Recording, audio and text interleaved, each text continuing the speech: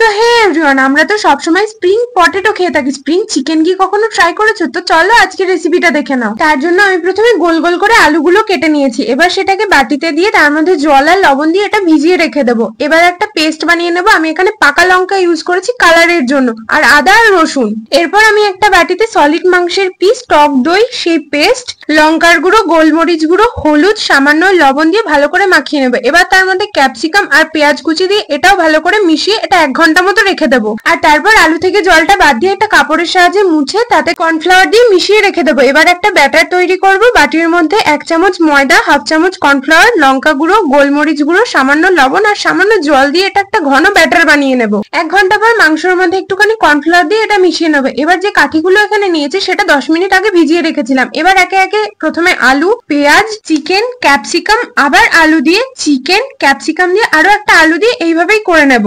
এরপর ভালো করে ব্যাটারে কোট করে নেব।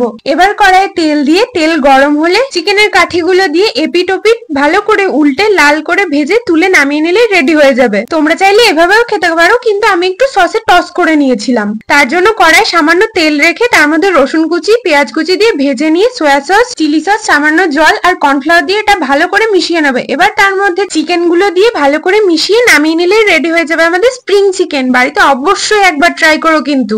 আর ভিডিওটা ভালো লাগলে লাইক, কমেন্ট, শেয়ার করে দিও। আর এরকম ভিডিও আরো দেখতে চ্যানেলটা সাবস্ক্রাইব করো।